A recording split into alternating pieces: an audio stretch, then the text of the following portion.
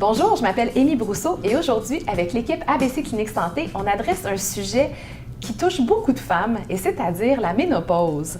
Donc aujourd'hui, on adresse ce sujet-là avec Caroline Daïf, acupuncteur, et Emmanuelle Dumoulin, nutritionniste. Donc commençons par adresser quel est le lien entre l'acupuncture et la ménopause? Alors, c'est un sujet assez complexe, mais facile en soi quand même à adresser. Alors, la médecine traditionnelle chinoise considère la transition de la préménopause vers la ménopause comme un déséquilibre en fait entre l'énergie yin et l'énergie yang. Tout le monde a déjà entendu parler de ces deux mots, le yin et le yang. Alors, principalement, juste en trois petits mots, l'énergie yin, c'est le mouvement d'intériorisation. C'est le mouvement, c'est la nuit, ça représente le froid. Tandis que le yang, ça va être le mouvement d'extériorisation ainsi que le jour et la chaleur. Alors, ce qui arrive durant la période de transition de la préménopause vers la ménopause, c'est que l'énergie yin est en déclin. Alors, normalement, le yin va humidifier, va clarifier, enlever la chaleur d'une certaine façon, et ce n'est plus le cas. Donc, le yang va prendre le dessus, d'où les bouffées de chaleur, les sueurs, transpiration profuse et parfois même la sécheresse. Alors, c'est ce qu'on doit adresser. Donc, dépendamment des signes et symptômes qui vont accompagner la femme qui vient en consultation, qui vont être souvent règles irrégulières, on va avoir ce que j'ai dit tout à l'heure, les bouffées de chaleur, les assèchements, donc différents symptômes physiologiques qui vont changer et affecter à différents degrés la femme. Donc, on va travailler sur ça. Donc, ce qu'on doit faire, c'est d'énergiser ou de tonifier l'énergie yin avec l'acupuncture, donc avec nos aiguilles, pour essayer d'équilibrer et d'arriver justement à balancer l'énergie du yin et du yang ensemble, pour que le yang ne prenne plus d'ampleur et que cette transition chez la femme se passe de façon plus naturelle. Donc, les femmes qui ont des symptômes comme ceux que tu as nommés oui, pourraient à ce moment-là consulter en acupuncture et simplement, dans le fond, en fonction de ce qu'elles vont ressentir, comme acupuncteur, tu vas évaluer quels sont les besoins et comment adresser cette condition-là. Exactement. Alors, il y a différents facteurs qui vont causer ou influencer cette période de transition-là chez différentes femmes. Donc, une des principales, c'est le bagage héréditaire que l'on a. Le deuxième, ça va être notre hygiène de vie, par exemple, nos habitudes. Donc, ça peut être l'alimentation, ça peut être l'exercice, le sommeil. Ça, c'est trois choses qu'on va évaluer quand on reçoit les patientes en acupuncture. Et ensuite, le dernier, ça va être les facteurs extérieurs qui pourraient influencer ces choses-là. Donc, facteurs environnement, que ce soit au travail, que ce soit une situation familiale, que ce soit la température extérieure qui peuvent influencer également. Donc, une fois que tout est analysé, on peut adapter ou personnaliser le traitement pour aider les femmes.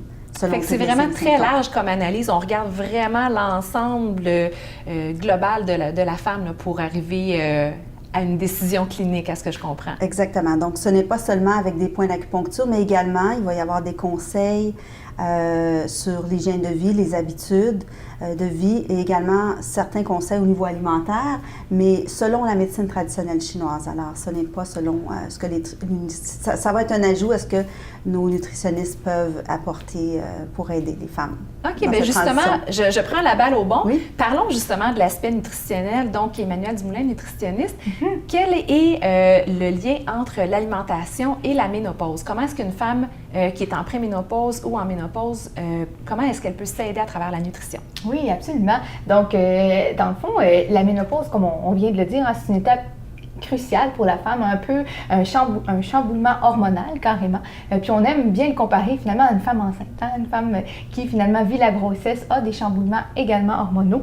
Donc c'est de trouver finalement un équilibre. Aller essayer de trouver des conseils pour finalement favoriser cette étape-là. Un petit peu comme le disait Caroline, via différents trucs. Donc c'est sûr qu'en nutrition, comme dans toute facette, il n'y a pas d'aliments miracle, là, mais c'est de venir finalement ajouter des petits conseils pour finalement essayer d'optimiser cet équilibre-là qu'on vit là, par les changements hormonaux. Donc, première chose, il faut consommer suffisamment de fibres. Donc, on parle de 28 grammes par jour pour les femmes. Donc, que ce soit dans les légumes, les fruits, les légumineuses, les grains entiers, donc tout ce que que vous consommez comme produits céréaliers. On vise le grain entier, maximiser les fibres, donc c'est super important. On va venir aussi maximiser les apports en calcium, vitamine D et voir un supplément aux besoins. Donc ça, il faut vraiment évaluer là, selon, finalement, c'est propre à chaque femme, finalement, selon les besoins et tout.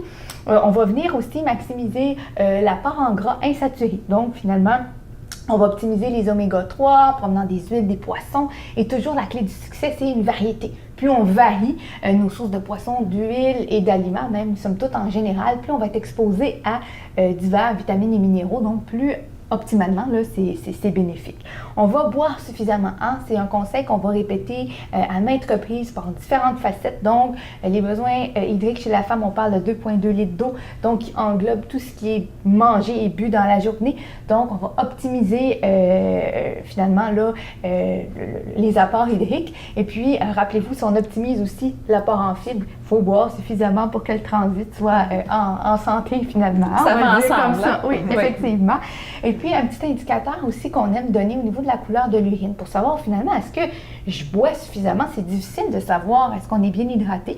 On peut regarder la couleur de l'urine. Dans le fond, plus l'urine est pâle, comme de la limonade, couleur limonade, plus c'est un indicateur qu'on est bien hydraté. Donc, moi, j'aime bien aussi donner ce truc-là chez les enfants. Là. C'est bon pour tout le monde, finalement. Donc, c'est un bon truc simple et efficace. Absolument. Donc, on ne veut pas qu'il soit couleur jus de pomme, que l'urine soit couleur jus de pomme, on veut qu'elle soit finalement couleur limonade. On a parlé avec Caroline tantôt des saines habitudes de sommeil, hyper important pour finalement optimiser les changements, diminuer un peu finalement les symptômes qu'on ressent et renforcer les muscles. Donc, ça va être vraiment d'y aller au niveau de l'activité physique, mais avec des activités qui vont être adaptées pour vous, pour finalement préserver votre masse musculaire. Donc, ça, c'est important là, finalement chez la femme qui transite vers la ménopause. Donc, finalement, ça rejoint beaucoup les saines habitudes de vie, comme on a dit tantôt, oui. Finalement, de faire le portrait de la situation, puis évidemment de personnaliser les conseils selon la réalité de chacune, finalement. Fait que c'est toujours une question de gros bon sens, une question d'équilibre, parce que c'est une période justement un peu de déséquilibre, de chamboulement, à ce que je comprends effectivement. Et évidemment, bien, chaque femme étant différente, comme professionnel de la santé, votre rôle va être d'évaluer spécifiquement ce que chaque femme va avoir besoin et comment vous allez pouvoir l'aider spécifiquement. Je vous remercie beaucoup, mesdames. Et donc, en espérant que cette capsule vous a éclairé un peu sur la santé de la femme en préménopause et en ménopause, sur ce, je vous souhaite une excellente journée.